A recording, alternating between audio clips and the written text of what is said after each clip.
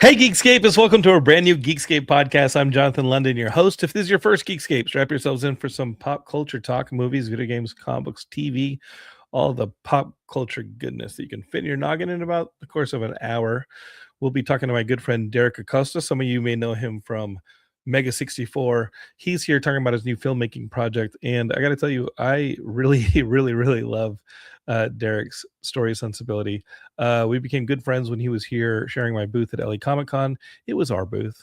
Okay, Jonathan, it was our booth. And we get to spend the whole weekend talking about projects we want to make, stories we want to do, maybe some collaborations. And I just got a huge appreciation for Derrick and his sensibilities as a storyteller. And I love the kind of stories that he loves. I love his approach. And when he put up this trailer for Pinhole that you can see on Kickstarter, if you go to Kickstarter and search Pinhole, and you'll see Derrick's project kind of propagating that search bar. Take a look at that trailer. It's really well done, man. And Derrick is resourceful. He's got a great group there in San Diego helping him make these films, and it looks great. We're going to talk to him a bit about Pinhole. Our good friend Shane O'Hare from the Dynamic Resolution podcast, that's a video game podcast here on Geekscape. Shane O'Hare, who introduced me to Mega 64 back in the day. He's here to join us. Happy birthday, Shane. It is his birthday. We'll sing to him later if you'd like. And so it's a nice little panel discussion with Derrick at the center, talking about filmmaking, some comic books, recent news, and video games, of course, all sorts of stuff on Geekscape. I would love it if you share this with your friends. Tell your friends to come on into the chat there on YouTube. And we're going to have a pretty good time here on a Saturday night. If you're listening to this later as maybe a podcast or on Spotify or something, cool. Subscribe. Share with your friends. This is Geekscape. This is what we do. We like to get excited about pop culture with you. So let's go.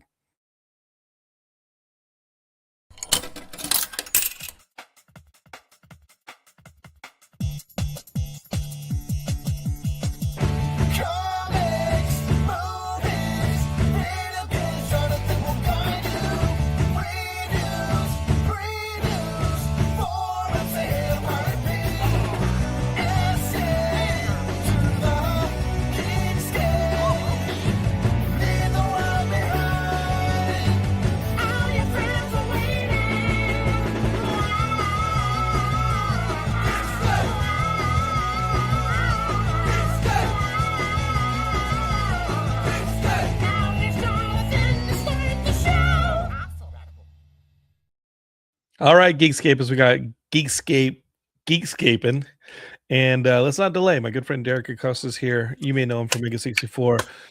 Yeah, your theme song gets me pumped up every time. Thanks, dude. I rarely hear you hit that falsetto in real life. You have to step on certain parts of me, and I'll hit it.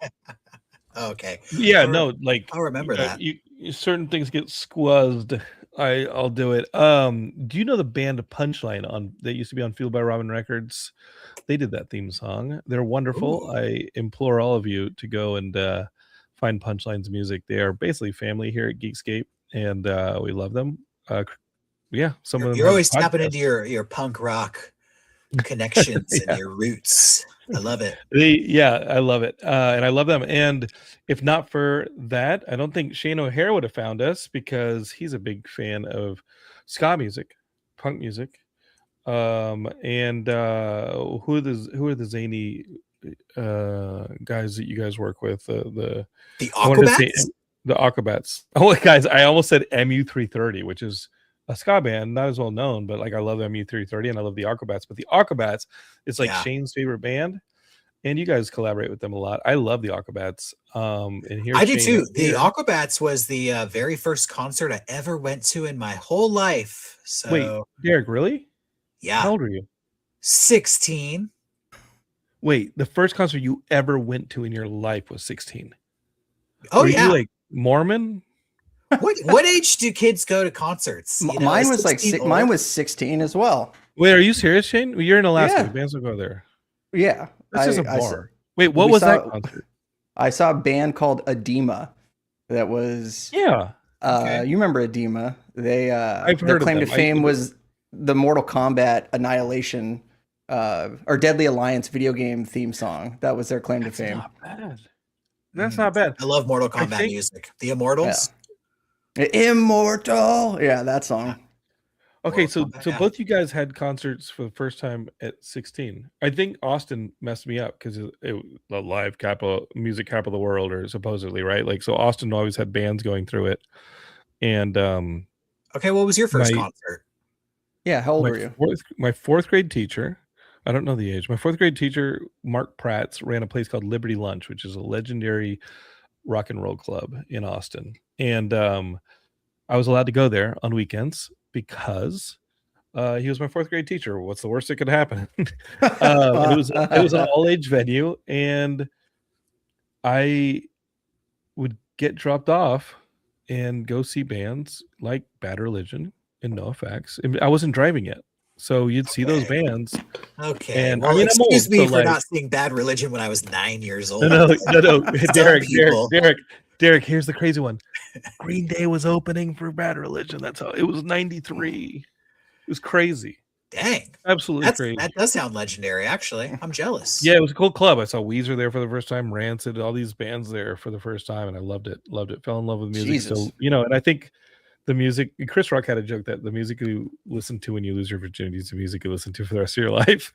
Have you heard that one? Chris Rock says, and then you're like, no, wait, yeah, no, you're right. Yeah, that's why I'll always love Weird Al forever. That's what was. Wait, now what was playing while you lost your virginity? Okay. Scrap my last comment. Moving on. Let me set the mood, baby. With some My Bologna or whatever he's doing. Exactly. I was playing Eden, but it didn't go over. Were you? Shane, it's your birthday, brother. It is. Yes. What did you do to celebrate? Come on this podcast. I slept in, went to the gym, played video games, and I'm here. So this is a stellar birthday day. First time in 2 years I actually spent it at home. I typically accidentally booked work travel on my birthday, so it's the first time in 2 years. What video game did you play on your birthday? I played Escape from Tarkov, which is that extraction shooter, like Progenitor from 2017, that's still going on. And I just played that with some friends on Discord, and it's a love-hate relationship.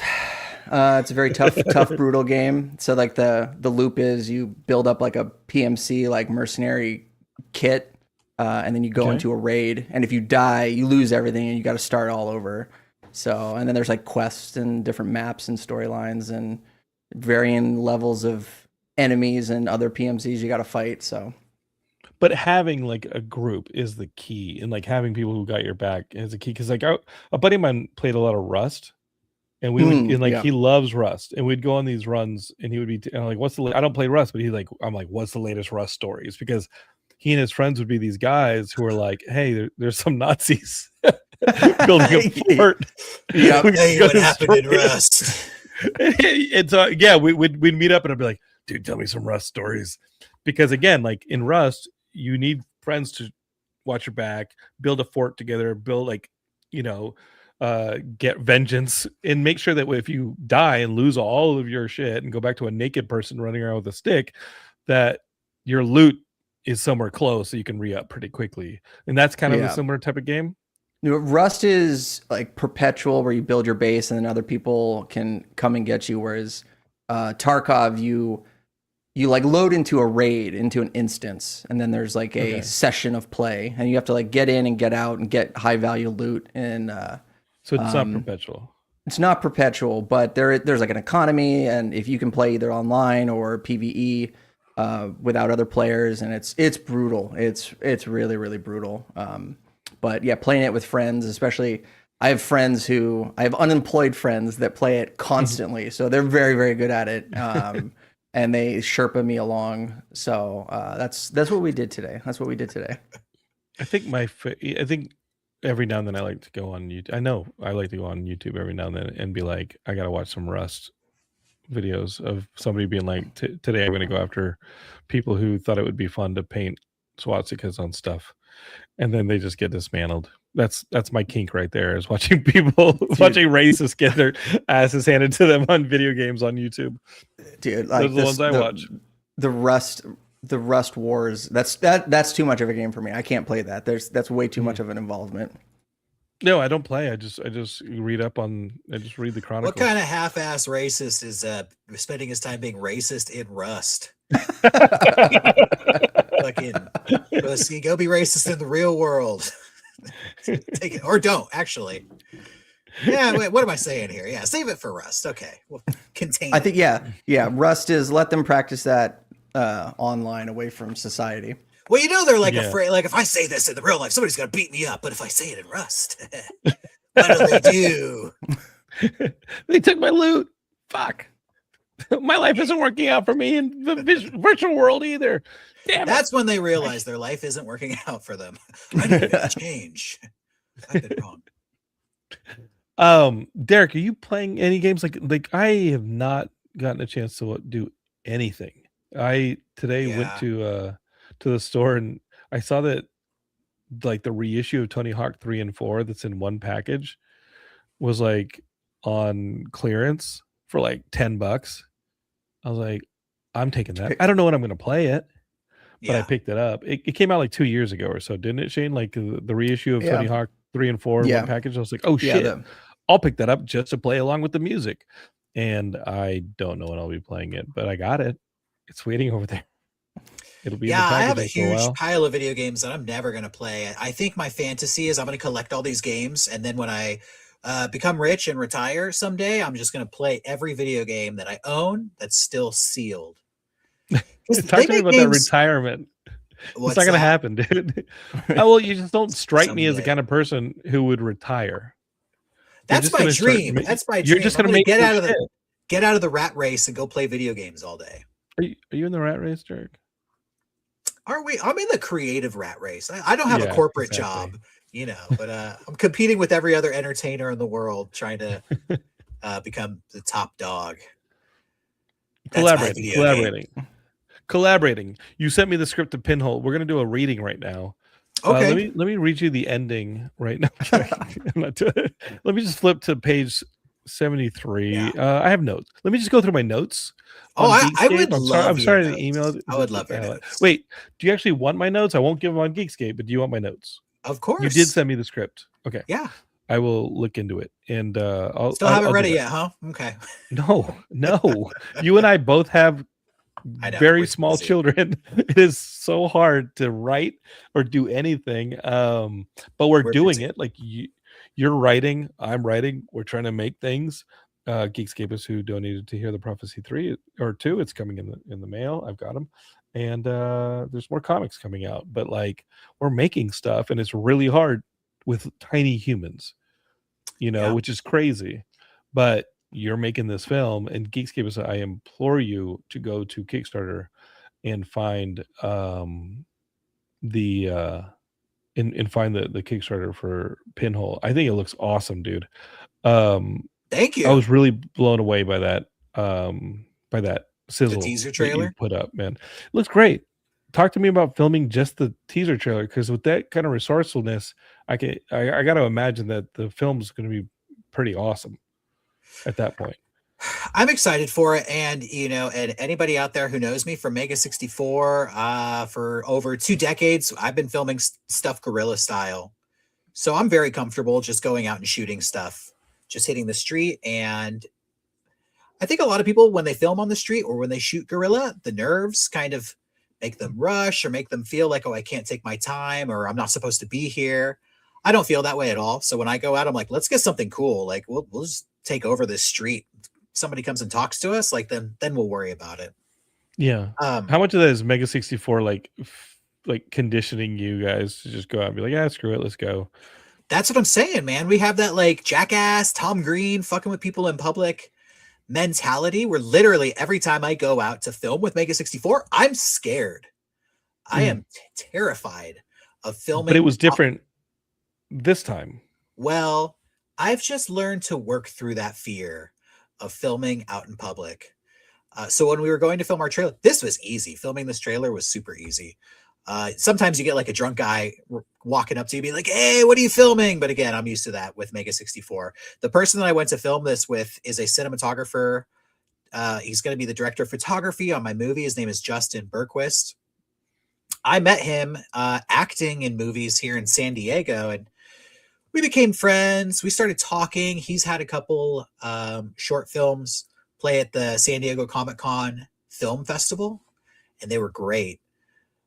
So I went to his screenings and discovered that we kind of have the same sensibility in filmmaking.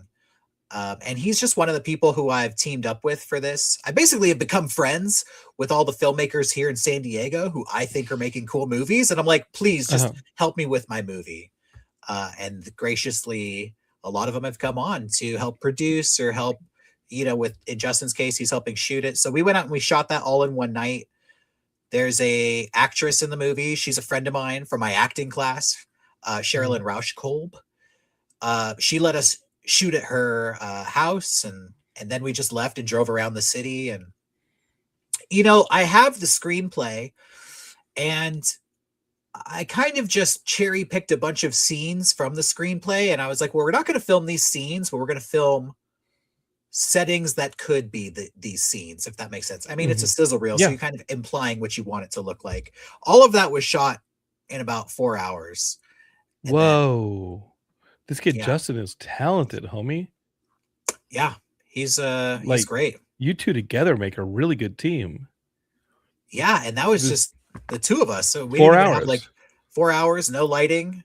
I think we had like a panel light to film, like light me in the car and stuff. But otherwise, it's all like shot natural. And yeah, San Diego is a cinematic looking town. If you know where to go, if you've, I've grown up here. I know all the spots that look cool. So.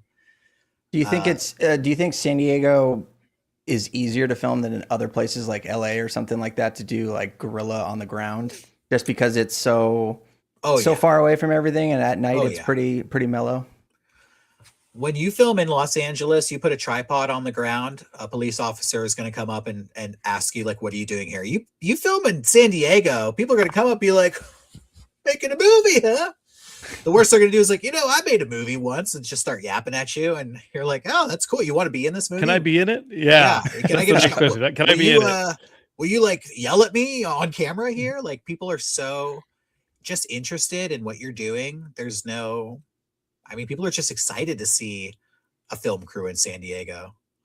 Nobody gets in your way. It's a really nice town. A lot of places are just friendly. Nobody's going to mess with you. So yeah, I think it's a great place to film movies. We used to go up to Santa Barbara to shoot all those drive-through record videos. Like my friend Scott Culver and I, we would just get out of LA County. Like Ventura was a great one. Yeah. And as long as you were outside of LA County, like Seal Beach, I think is north or OC. I remember shooting stuff in Seal Beach, Huntington Beach, and then Ventura County, Santa Barbara, because Santa Barbara is beautiful and stuff like that. Like we would just drag bands out there and shoot them all the time. And then I just remember driving in my early years here in LA. I would spend time driving in those places and taking a look. One of them just showed up on Fallout, the TV show, like season 2 of Fallout. There's a really famous place. Google it. It's actually owned by UC. Was it that library that was like the? No, it's a place called the Scary Dairy. And you just see the outside of it when one of the atom bombs is going off in New Vegas, or not New Vegas, where the kid was in the refrigerator in season 2. And I'm like, holy shit, that's Scary Dairy. And then there's a scene that they shot at Scary Dairy. It wasn't just used for an established shot, but you can tell because there's like a airplane hangar.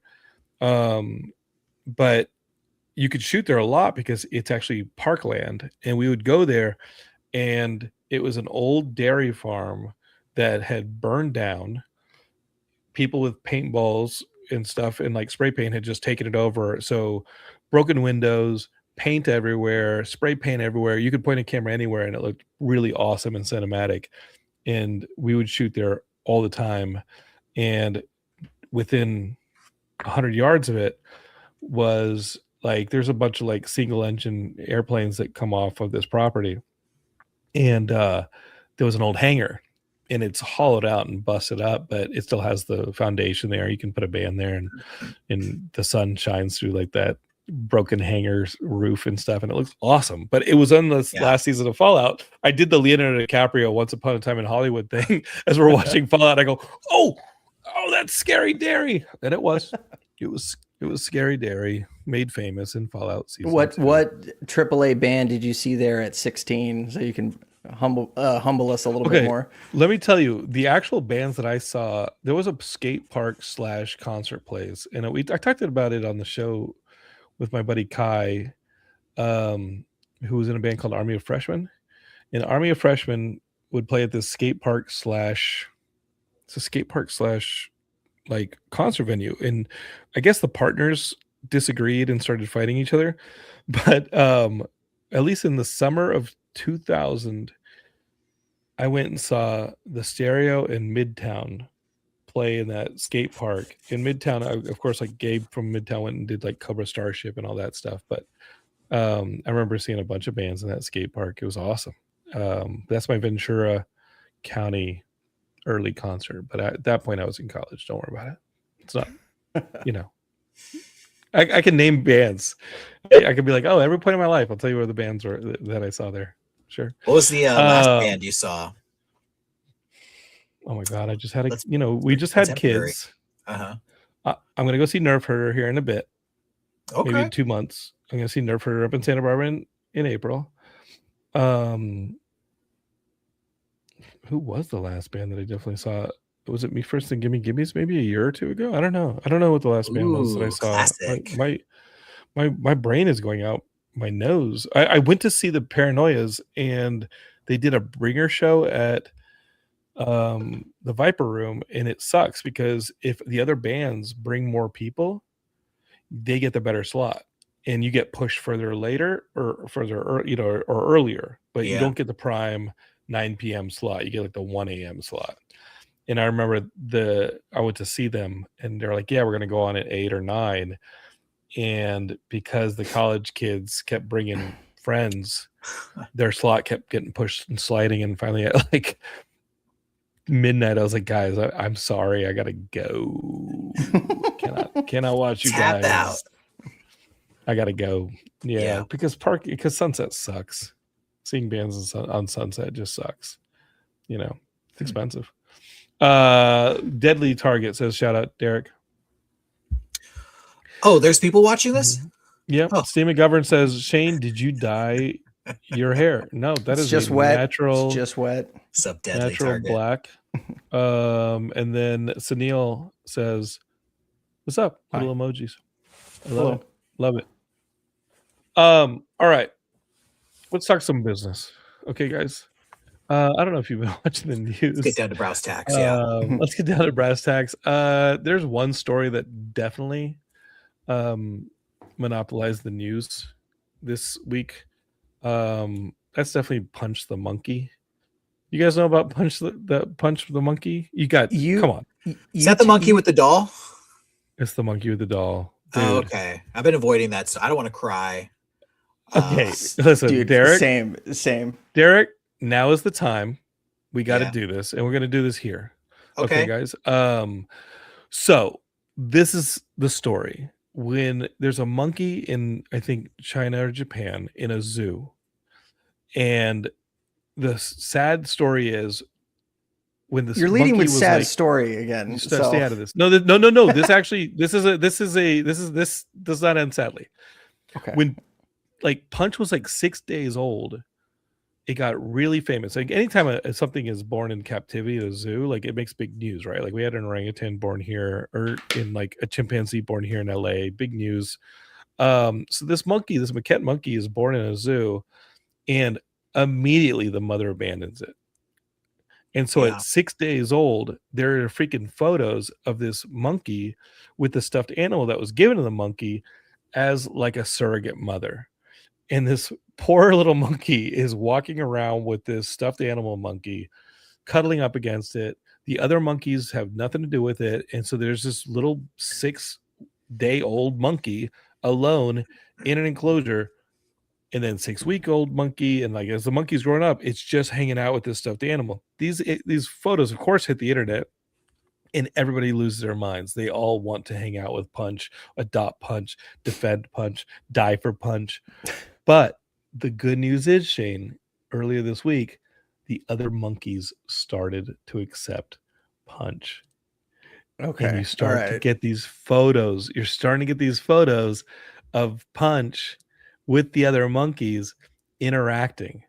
And it is a thing of beauty. So that is the big epic this week that is happening on the internet, was that Punch the monkey was, first off, people found out about him. And then suddenly you started seeing images of Punch accepted by the other animals in the zoo. But damn, seeing a lonely monkey dragging around a freaking like just walking around by itself with a freaking stuffed animal is enough to like really make your freaking, yeah, you can see why it went viral. You can see why people were ready to die for this monkey. It was super sad. But the good news is I appreciate Punch how is good much to go. I appreciate how much nicer your corner of the internet is than mine. Mine's just terrible news, international conflicts, and I don't know how do I get see your that algorithm. stuff. I see that stuff. I don't want to share it on Geekscape, but no, I most definitely see that stuff. Of course, Yeah. of course, you can't avoid that stuff. But I'm just not. We talk about that stuff. Can I tell you why I think Punch is problematic? Yeah, go for it. Yeah, I'm anti-Punch. Just want to make that clear with everybody. No, you're just being an edgelord. Don't be an edgelord. Why are you anti-Punch? Let's see you articulate. I'll tell you why. I'll tell you why. Because Punch has done all of this publicity for this zoo, and mark my words, now you're going to see these zoos trying to farm sad animal stories. You watch. They're going to be it's a happy animal story. They're going to be separating all the animals from their moms and throwing toys at these lonely animals and filming them. They're like, we need to go viral like Punch. This sets a bad precedent, I'm telling you. Well, Punch has been accepted. It's a happy story. Because I'm guessing the survival rate on a baby that's been abandoned by its mother, no matter how much the zoologists try, is not a very high survival rate. But I did read somebody write this. They said, okay, we've been in a very dark timeline that needs to be fixed. And Shane, I think you'll appreciate this. The world took a turn into the dark timeline when Harambe was killed. Punch being accepted by the other monkeys is what leads us out of it. Oh. This Okay, so Harambe. Okay, I can dig it. I can dig it. I can dig it. So I can like, dig it. humanity was moving along, and then suddenly Harambe is killed. Boom, we got shifted to the dark timeline. All this horrible shit that you guys is on your freaking, That is you guys true. That was the beginning of the end. Yeah, as Bruno says in the chat, Punch is Harambe's reincarnation. Oh. No. So it's a redemption story for humanity, for the world. Punch being accepted by the other monkeys. As you see here, Punch is introducing the other monkeys in this photo to his surrogate mother. I don't know where this deadbeat mom monkey is. I'm guessing she's still in the enclosure. She's trying to get back into Punch's life now that he's a superstar. Be like, remember me, Punch? I just needed a cigarette. My book's coming out soon. What it was like to be Punch's mom. You need to get in touch with Punchline and get them to capitalize on this. Yeah. A little bit of they need to add like a hyphen in their name. Punch's doll looks like a doll I had when I was a kid. A really small baby, and I still have the doll actually. Go get it. Come back. Yeah, you want to see it? There's no way you have the doll within arm's length. I do. Check this out. Okay. Are you serious? Wait. Yeah. I'm gonna turn my camera off. I'll be back to 10 seconds. Okay, I'm dropping Derrick real quick from the chat. There have been a couple people, Shane. Can I be honest? And Logan on Dynamic Resolution harangues me for this. I don't like monkeys. I don't like apes. I think they're creepy. They're not the same thing, because it drives me crazy when people are watching the chimpanzees at the LA Zoo, and my villain origin story is moms being like, you see the monkey? And I'm like, it's a great fucking ape. It doesn't have a prehensile tail. Like, but what's the problem? Is it a little I don't know. too human for you? Yeah, I don't interact with humans very well. Okay. So I think it's worse. It's worse than they can't speak language. Yeah, That's why you don't go. That's why you don't travel to foreign countries. You racist. All right, here's Derek. We're gonna judge whether or not this is even close to the monkey. Derek, let's see the monkey. It's close. And this thing raised you when your mom abandoned you, Derek? Notice the branding on this? Donkey Kong? Oh yeah, that's a Donkey Kong. That's the Donkey Kong stuffed animal. This is that's from the like, cartoon in the 80s. Yeah, like 1989. This thing was I don't know why they made him do this. Yeah, you do. Yeah, you do. This is why I'm so That's why I'm so messed up. You discovered that.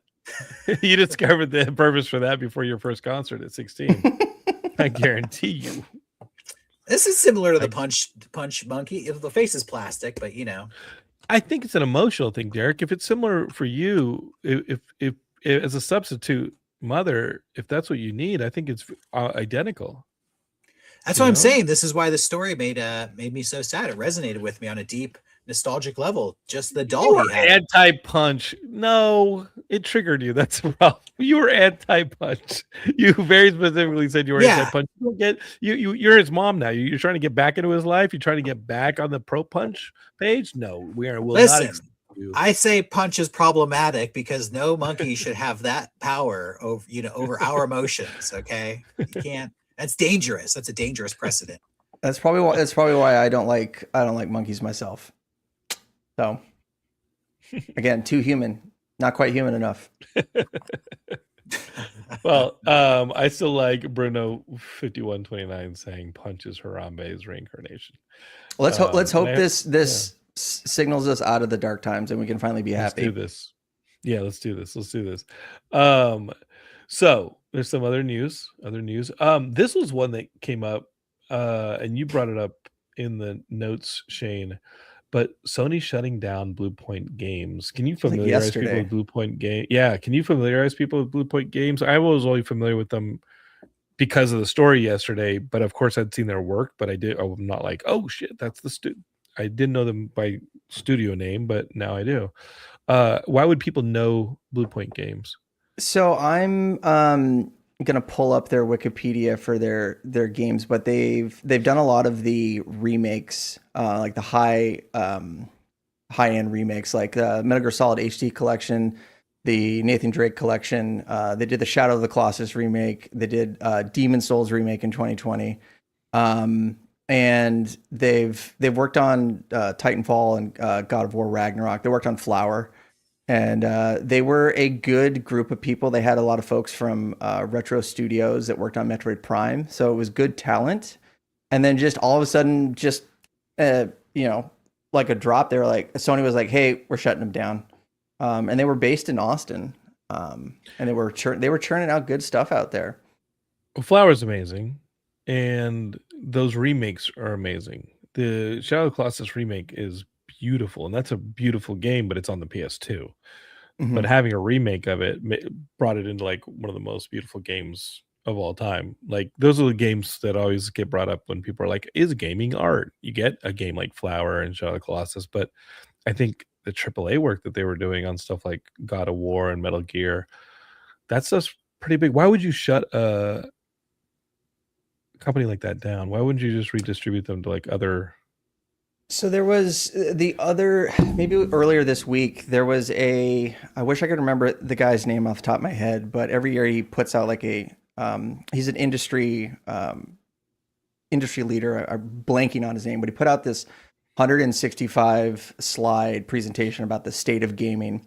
Goes in through like a lot of like annual reports and just sees how gaming is doing. And AAA gaming is not in a good place right now. A lot of the money that is going even after the monkeys accepted punch. It's bad. Most of the money in his name is Matthew Ball, according to Steve yes. McGovern in the chat. Yes, thanks thank you. And a lot of the money is going towards Roblox, and a lot of the industry is also going over to China first party, or, China native games like these gacha games. So I think he said It's going mobile. yeah, so it's mobile going and like mobile. these slot machine games like Zenless fucking Zone sucks. Zero. It's really bad. The industry only grew like 0.9% last year. So AAA gaming is not in a good spot. So I thought the pandemic, where everybody was shut in and buying video games like crazy, and GameStop stock was flying through the roof, and people were, obviously there was a chip, shortage, but like I thought gaming was exploding after something like the pandemic. Here we are, 5-6 years afterwards, and it is like almost erased any of that growth. yeah, To a it's falling standstill. off big time. Yeah. And Is we're it having because like, GTA 6 would never came out? I mean, that's probably a big I point mean, that too. game would sell fucking crazy though, wouldn't it? I'm actually a Or little are worried you about saying it. maybe it wouldn't? What do you mean? I'm worried about the release. I don't think it's going to be as I'll tell you what's big going as everyone's hoping. But yeah, let's hear it. You asked me earlier in this episode if I'm playing video games. I am still playing video games, but I do have a pile of unopened video games, and I'll tell you why. It's because video games are too good these days. Every game is such an immersive. I'm not joking. This is I truly believe this. It's not the fact that you and I have kids and we're not playing games. No, it's I'm like- because the games are like there's so many great games out there that are totally immersive open world games that are essentially designed to never end. People are still playing GTA 5, people are still playing Skyrim. You could buy a game, you could play it for years. So this idea That of like Skyrim 6 got announced. You don't think those Skyrim people will just start buying Skyrim 6? You don't think the GTA 5 people will just start playing GTA 6?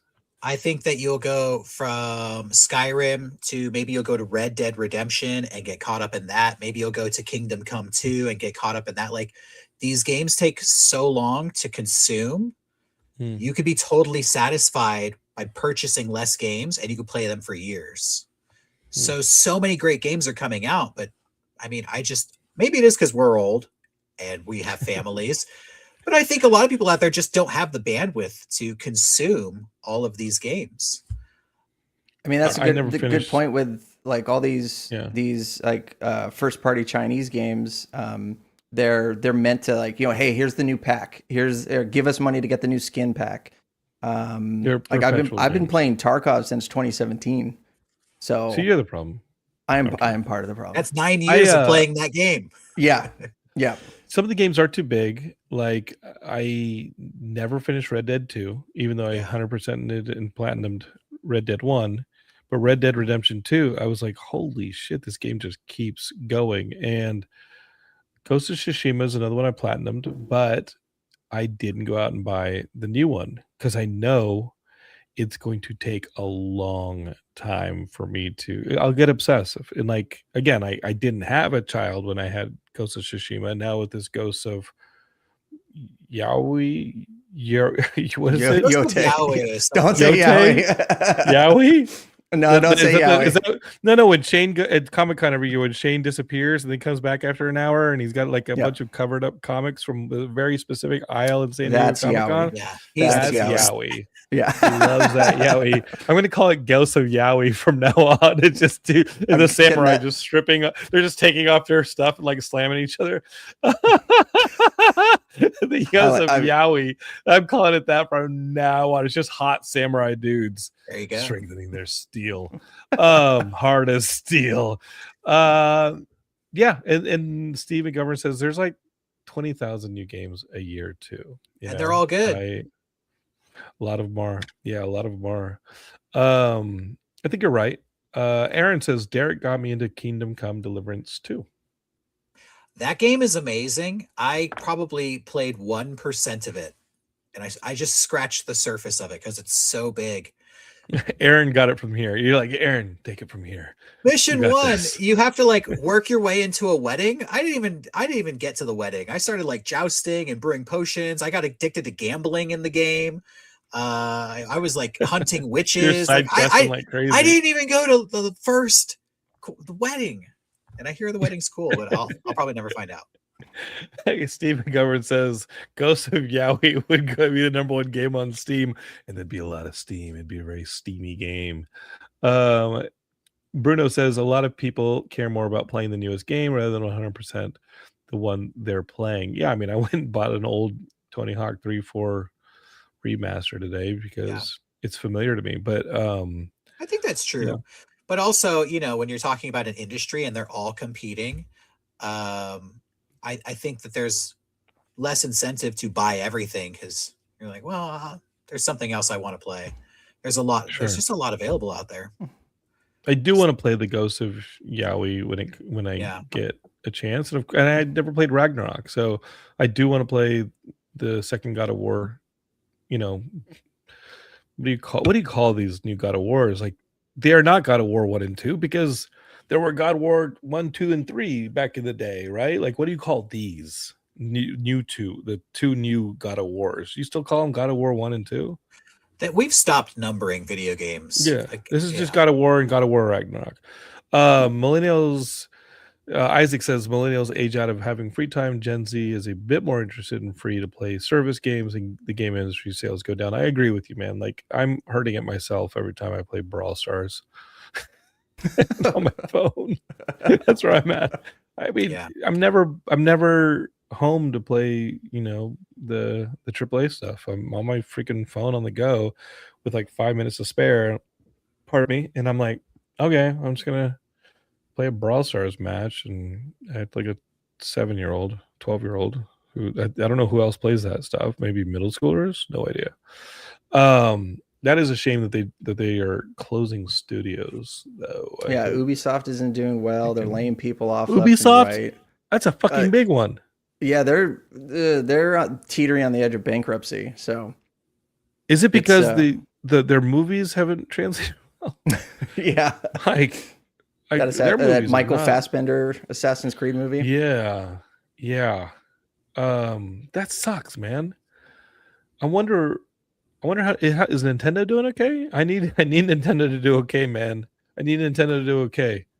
I think Nintendo will forever be okay. They have their own cult. Yeah. They have a theme park. They've pivoted. Yeah.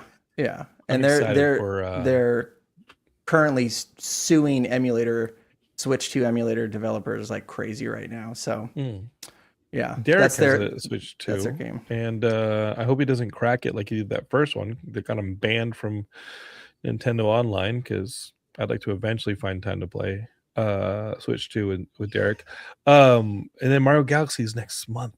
I'm super stoked to go see it. I'm excited about that. That's what I'm excited about. Everybody's like, what do you think is about the Oscars and this and that? I've never really thought much about the Oscar stuff. Like, I appreciate that stuff, but it's not, necessarily what gets me in theaters. Usually it's the big stuff. It's got Spider-Man in it, or it's got an Avenger in it. And then of course, Mario. That's huge. I watched a little bit of TV with my insomnia. I get to watch stuff with insomnia. And I was watching this show. Have you guys seen Tim Robinson's The Chair Company on HBO? No. I haven't watched it, but I've heard of it. It's highly recommended. Are you enjoying it? Derrick, I finished it this morning at 4 a.m. Oh, so it's that good. Well, I mean, you and I, what time do you go to bed? Like, I go to bed early, like, because you put the kid down, you're out of energy, you're in bed by 9, but then my insomnia wakes me up around 2, 1, and I usually go to bed around 2. Do you really? Yeah, I do. I wake up at 8 a.m. Yeah. Okay, so it's just shift it, and I do like the 9 p.m. wake up pretty grossly early with insomnia. And so I just watch TV in those hours in the middle of the night. And on HBO, there's this show, you guys know Tim Robinson from I Think You Should Leave. He's hilarious. He has this show where he's just this Midwestern dude married to Amanda Peet. He's got 2 kids, and he has a pretty mundane job working for a developer that's making a new mall in like Ohio somewhere. And he's about to do this big announcement. His boss is Lou Diamond Phillips. Looks great. Okay, is hilarious. Nice. He's got a great cast. And he goes to give this speech about how he's spearheading the development of this brand new mall. They're about to do the groundbreaking on it, but he wants, the natural, the area that it's in has a natural beauty, and they're going to make sure that the mall is also beautiful and integrated well for locals and stuff. And he just has this nice little speech, and it's kind of mundane and, again, Midwestern, and and he's awkward because he's Tim Robinson. And he gives a speech. It goes well. He was nervous about it the night before. And then he goes to sit back down in his chair, and it breaks. And he falls down. And that night, he just keeps replaying. Like, people like help him up and whatever. They brush him off, and no one's the wiser. He just goes back to the presentation. But that night, he can't sleep. And he's just replaying the chair breaking in his head over and over and over again, and he's obsessing. So now he has to find the chair, and then he wants to find the company with the chair. And as he's looking up the company, he starts to think there's weird stuff going on about them, and he starts to uncover this, in his mind at least, massive conspiracy, right? Because he tries to call the company that makes the chair, and they don't pick up, or they give him, the circles of, please stay on hold, we'll call you back, or and then he goes online and he tries to open up a chat, and that doesn't work. So he's starting to think that there's some grand conspiracy with these chairs. He becomes completely obsessed. And it's just amazing, and it's weird as hell. Derrick, I think you would love it. Okay. Because you love that weird shit. The weird stuff. So it sounds like it's not a comedy. It's dark Some comedy. of it's really funny. It's super dark comedy. It's weird as hell. Heidi was like, is it like Severance? And I'm like, well, the mundanity of like working in a boring job is, in that sort of, you see that cycle a few times. Like, you see him going back to work and things getting worse and worse. Like, in that way, it's kind of close to Severance, but in Severance, you don't really know what they're ever doing. Here, you know what he's doing. It's super, like, you get to meet all his coworkers. It's the normality of it that feels like the trap in this one.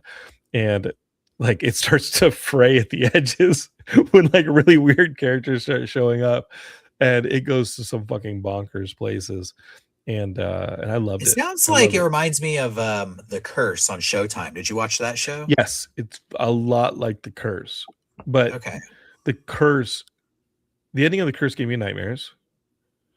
Like the Curse gets really dark. This just gets strange. Okay. Does that make sense? Like, Yeah. The Curse is like dark, and I love Nathan Felder and all that stuff. But this is weird as to that being weird and dark. This is just weird and like, why it gets kind of wild. It's fun. I think you'd love it, dude. All right, I'll check it out. You would love it. Based on your recommendation, I'll check it out. It's basically what I've been watching. Have you been able to watch anything, my brother, as you make your own media? I prefer movies over TV shows because I like a 2-hour commitment. I don't like to lock in for a TV show because you might unwittingly commit. Try watching them at 2 a.m. 5 seasons, Try watching it at like 1 a.m., 2 a.m. Yeah, that's probably the perfect time. But I've been playing some video games. I've been working on my own projects. I've been reading, writing. What movies have I watched? Oh, I did find time to watch the new Avatar movie. Fire and Ash. That's a lot of time you found, pal. It wasn't exactly in your seat, in like your chair cushions, all right? Like, that's how you need like 7 hours to watch that movie. It's 3.5 hours. Did you enjoy it? Yeah, it's awesome. Saw it in IMAX. I was there. I was at Pandora. Are you an Avatar fan at all? Are you a James Cameron fan? Yeah, I'll watch everything he makes. Okay. Why do you say it like that? We talked about Avatar 3 on the show a couple weeks ago, and I don't think you can not extensively talk about a movie that is that extensive. It deserves it.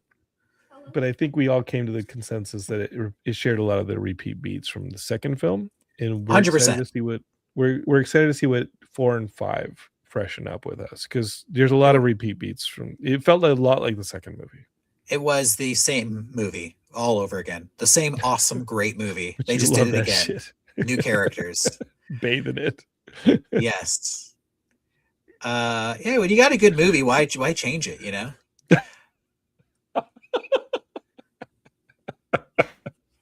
You're right. Yeah. You're absolutely right. He was like, that was fucking awesome. Let's just do that again. Steve wants to know, did y'all see the figure skaters skating to the Mortal Kombat theme at the Winter Games?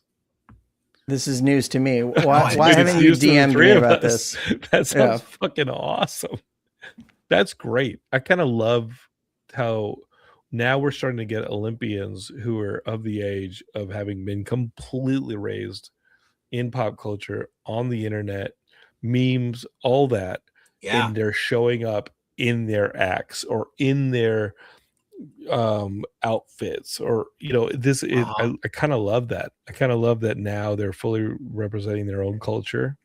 It's separate from my 100%. older ass, and stuff like that's pretty cool, man. We That's have really cool. pro wrestlers who are coming out dressed as Solid Snake and Master Chief to Isn't the that crazy? ring. Yeah, generation of gamers has seized the throne of society. I missed the figure skater, but I'll be watching that after this. Yeah, we got to find that. That's pretty awesome, dude. Thanks for the heads up, Steve. Speaking of it, growing up, the Virtual Boy is back. Did you guys see that the Switch 2 has a new accessory that you can buy, and if you increase like your subscription to Nintendo Online and include the bundle that has the Virtual Boy, like you can put the freaking goggles on your screen or whatever, and it suddenly you can play the Virtual Boy. It seems pretty annoying, but we just talked about this on the Mega 64 podcast. I had what a did you chance guys to test it out. How was it? It seems like a pain in the ass.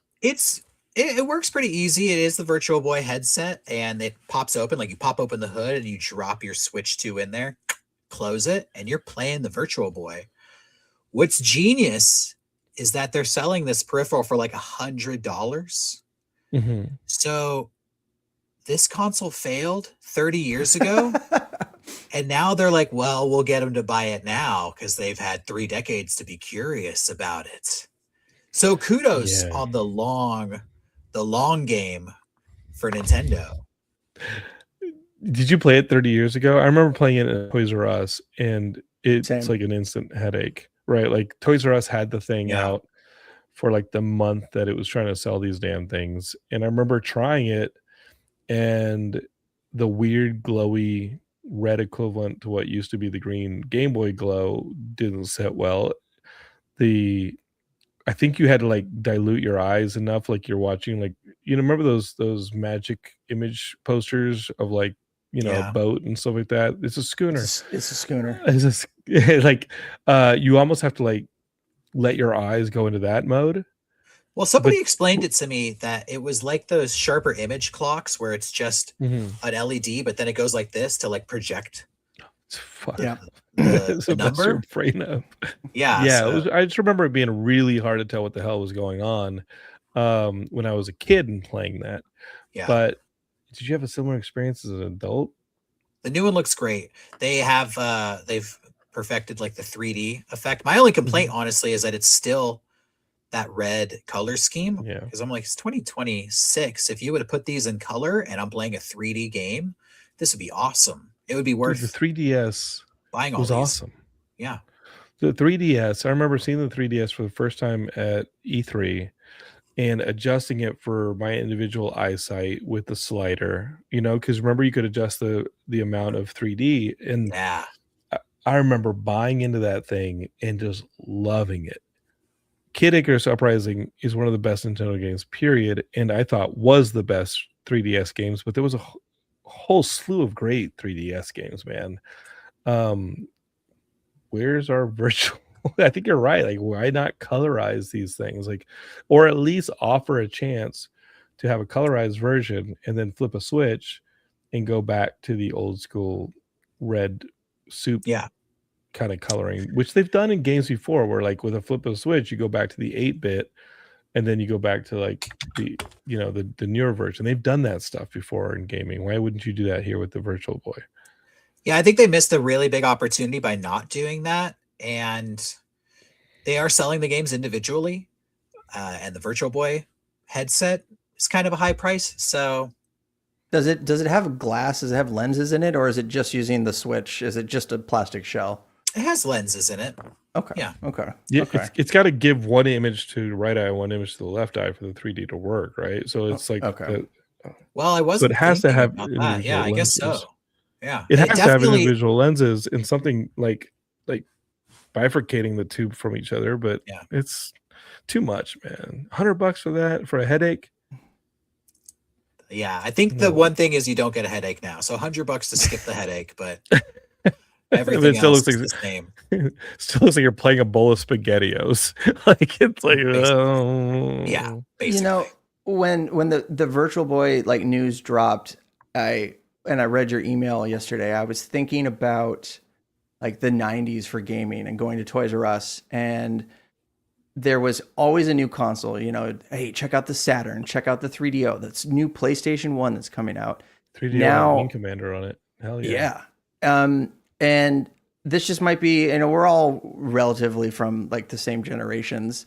I think the magic of is gone when it comes to like discovering these like new emergent technologies. Not to sound like a talking head on CNBC, but I truly miss going into a store and just like learning like, oh, here's a 3DO, here's a Saturn. I've always wanted a Saturn, and I think, you know, folks our age are now making the decisions for these companies, and the Virtual Boy is just like total nostalgia, even though it was a absolute failure. They sold like 200,000 units total, like global or something, like absolutely minuscule like that. Do either of you think that's mostly the big push for this product? Well, it's like, but I mean, like consoles are having longer lifetimes, aren't they? And then there's just not as much competition. Like when consoles comes out, there's like really like three.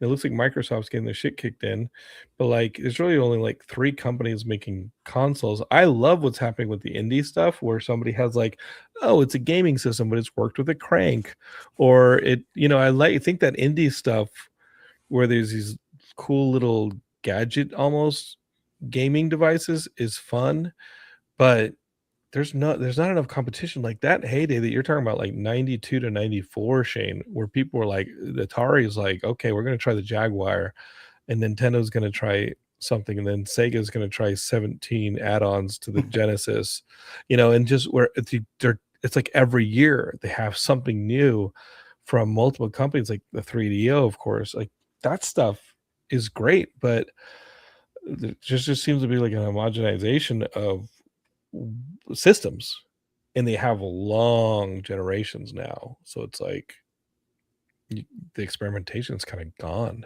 you know what I mean? Yeah. Maybe on Yeah. Roblox it's more. What do you think, I mean, Derek? Yeah, you know, it's like they have too much money riding on this to be experimental, and they want their, like you said, their systems, their consoles last for years and years.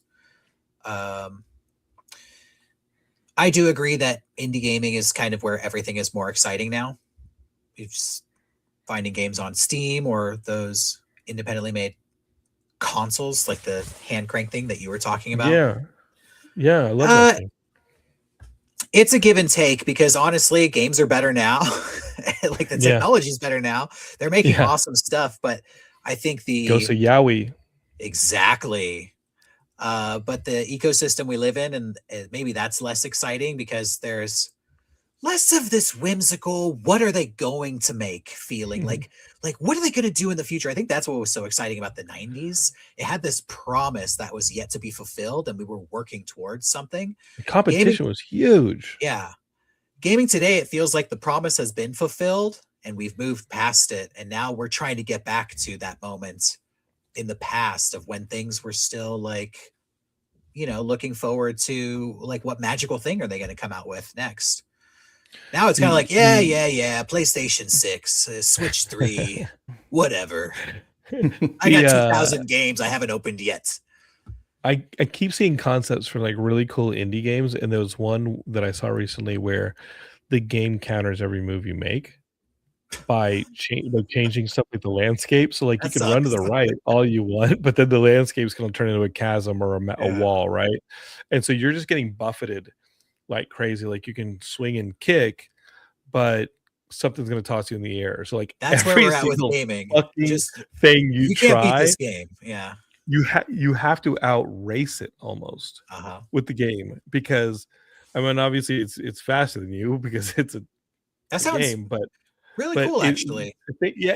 I'll shoot it to you in a DM. I sent it to my friend Ricky, and he's just like, "Fuck that." But the game counters every move you make by changing the landscape or throwing a lightning bolt at you, or tossing a new enemy up or something like that. Katie Hampton from the Geekscape Network also shared that they continue doing the development of the Last Ronin game, the Ninja Turtles Last Ronin game, and that it's starting to feel that supposedly going for like a God of War, new God of War style game where you're playing as the last remaining Ninja Turtle. I'm not going to say here who it is, but the last remaining Ninja Turtle in like a future New York, and it's a single player game, and you're just smashing things up. There are flashbacks to when the other turtles were alive, and maybe you can play as them in a bit. But I thought, if you haven't read The Last Ronin, Kevin Eastman, former Geekscape guest, does all the artwork for it. It's a super cool book. The sequels are pretty good. The spinoff releases in the Last Ronin universe are cool, but that first Last Ronin storyline is really, really cool, especially as it came out and you just knew that it was the surviving turtle, but you didn't know who it was, and you're looking for clues, like which of the 4 turtles is this one that still survives, and then you start seeing the fate of the 3 turtles in Splinter, and you're like, oh fuck. But it's pretty great, it's I'd always pretty heard awesome. that highly recommended, and I slept on it, but I've been meaning to pick that one up. The first Ninja Turtles movie was super formative for me. That came out, dude. It's awesome. Yeah, way too violent for the Ninja Turtles movie. I loved it. I mean, it's got to be a part of it. I think that you got to be a part of it. I think Mutant Mayhem's perfect. Love this Mutant Mayhem movie that we got recently. That felt like Spider-Verse. If you haven't seen it and you're a Turtles fan, Ninja Turtles Mutant Mayhem is beautiful. It's awesome. I'm keeping a list of everything. Ninja Turtles Magic the Gathering cards are dropping this week with a lot of controversy. I saw that. Why controversy? I thought people were excited about this. I'm a new Magic the Gathering fan. I have only just recently entered the fan base, but from what I understand, there's a lot of anger that Magic the Gathering is no longer magical. It's now well, they let in Marvel. Yeah, they let in Marvel. They let in all these different IPs. Yeah. So they're like, I'm here trying to fight wizards, and I'm fighting SpongeBob SquarePants and Godzilla. And now fucking Donatello just showed up. Hey man, those My Little Pony cards are tight.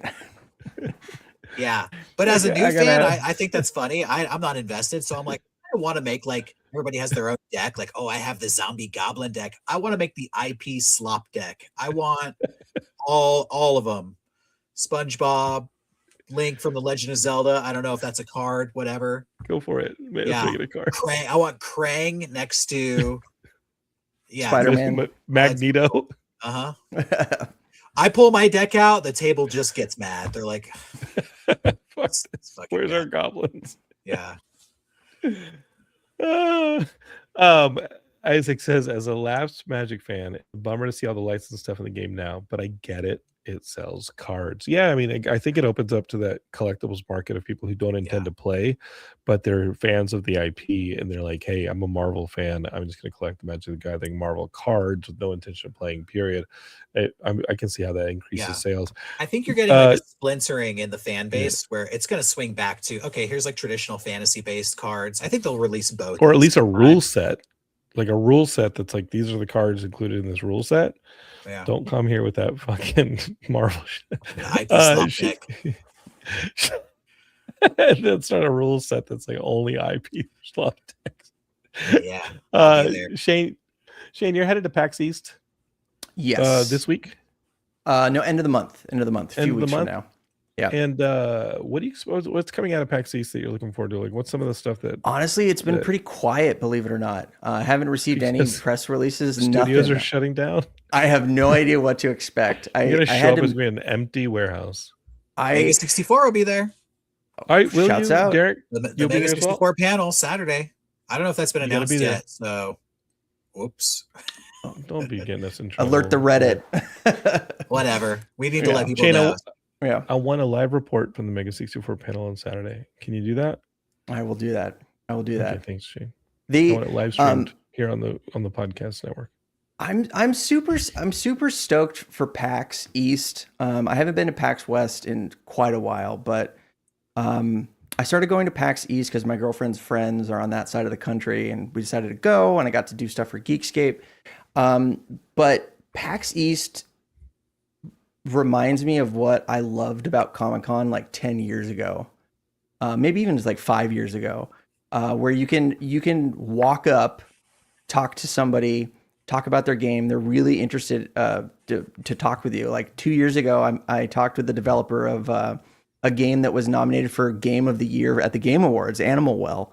So the accessibility is there, and it feels like a true, like, it reminds me of going back to Comic-Con 2006, like walking up to, the Geekscape booth and like all that other stuff, like watching Geekdrome get filmed in the sales pavilion. That was fun. I really dig PAX East. It's worth the 13-hour flight for me across the continent. But Logan's going to be there. He's going to be helping film and edit. Josh Jackson, is going to be there. So I'm super stoked about it. And I've always, the only time I've ever seen a Mega 64 panel was at PAX East. I've never been able to see any at Comic-Con, just like because Comic-Con is like so chaotic. So it was, the first panel I ever saw was, PAX East a couple of years ago. So Ooh. I'm excited for you. yeah. Well, So come on back. Something special. Oh yeah, big Long time. overdue. But you got to come to the Comic-Con one too. That's our big one. I've never had an opportunity. It's like, because I'm always You like, have. You've been at Comic-Con the entire time. Like, what have you rushed out of there for? I don't know. Probably an I provide Aquabats you concert. this opportunity. They do there's play that. every year. Yeah. Yeah. Okay. Well, I got you're the welcome to costume come back to downstairs. San I'll bust it Diego. out.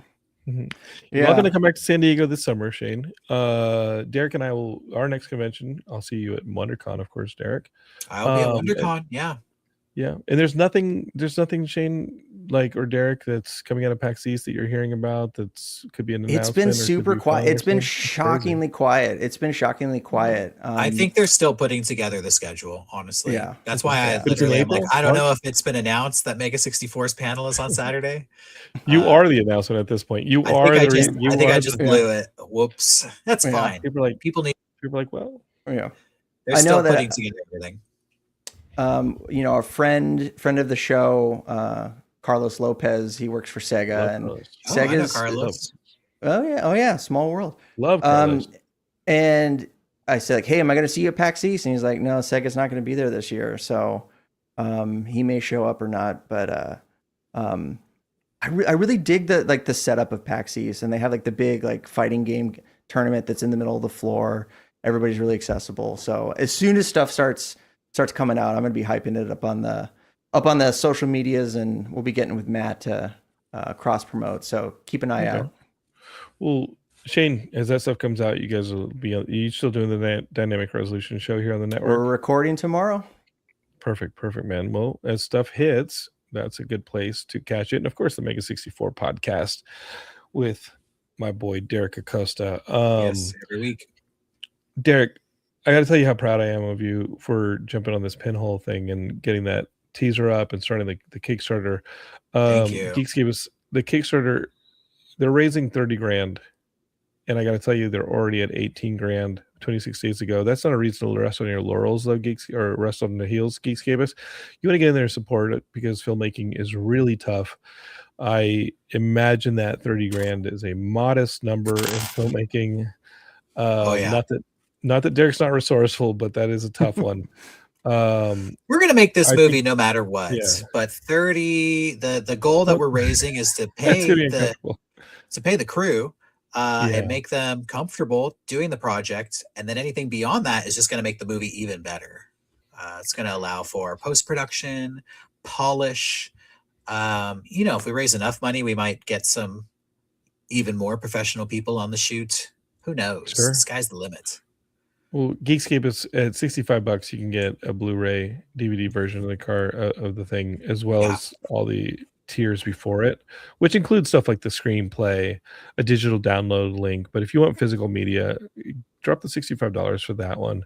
It'll be worth it. There are tons of digital rewards, including thank yous and stuff like that. But you know what I'm aiming for is about 450 backers. That's what that's my goal. We're at about 230. So we're at 60%. We're almost there. But if 200 people can back this, we're going to be good. 200 more people. So that's what I'm looking for. And then I always find Kickstarters like demoralizing there in the middle where you're like, and I think you're kind of about to enter that middle, right, Derek, where you're like, it's getting a little quieter. Don't love that. But if some of y'all can bust out that walk-on roll for $1,000, or become a producer for $1,000, you get a chance to have like a red carpet experience where, within reason, whenever the film premieres, you get the dinner with a filmmaker. But again, feasible, like travel, lodging, like it's not included, but you'll get to know when that stuff is hitting. And then executive producer, maybe there, you get to go to some film festivals. But yeah, like go support this movie on Kickstarter. It's awesome, dude. I'm really proud of you for being resourceful and getting this thing together really quickly. That's what you got to do. You just got to make stuff as fast as you can, as often as you can. Thank you. Yeah. Can I give people the quick log line of the movie, the rundown, what it's about? I was going to read the script. I have the script here in my email. Oh, that's right. I forgot. All right, page 1. Let's go. I have mine here as well. Go for it. What would you say the movie is about? So the movie is a thriller. It's a dark, quirky movie. I love movies like that. I compare it to movies like Good Time or Under the Skin, Parasite, Silence of the Lambs. Like I love thriller detective movies like that. I play a very lonely, awkward, socially awkward private detective, private eye. And I'm not good with the ladies. I have like a 90-day fiance type situation, girlfriend who lives in another country. I give her money. I've never seen her. We break up. I'm devastated. I try to learn how to talk to women. I go to a bookstore to buy a book on how to talk to girls, and I meet this cute girl. I meet cute at the bookstore, and because I'm so broken, I become obsessed with her and I start stalking her. And she realizes that somebody's following her, so she hires a private eye to find her stalker. She hires me to find myself. And that is where the movie really starts to spiral out of control. That is the log line for Pinhole. That's great, man. That's where we begin. Yeah. So sorry I didn't let you pitch it earlier. Like dude, I thought it was a great idea when you're throwing it to me in the car. I was like, oh shit, this sounds fucking awesome. And then the places where it goes are wild. I love it, dude. Again, super proud of you, man. Super proud of you. Super proud of you. And I can't wait to see you at WonderCon, man. And we can celebrate the successful Kickstarter when it happens.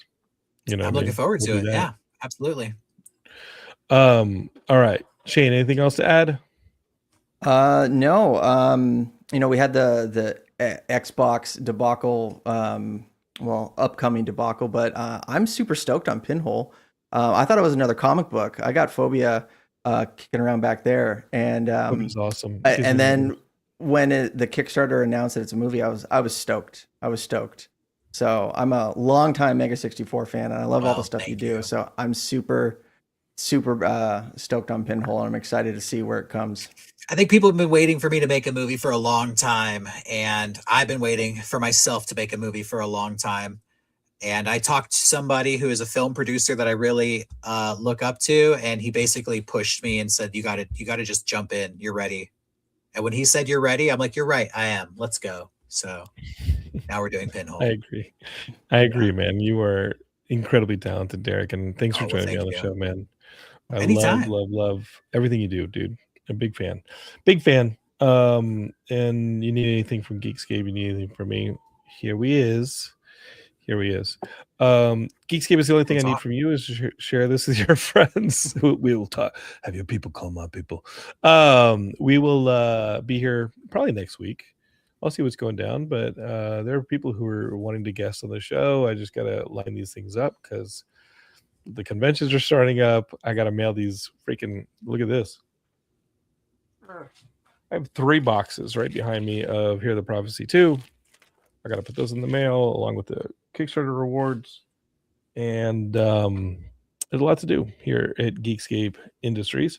But we've been doing it since 2006, Shane. So we ain't going anywhere. We're just going to keep chugging along.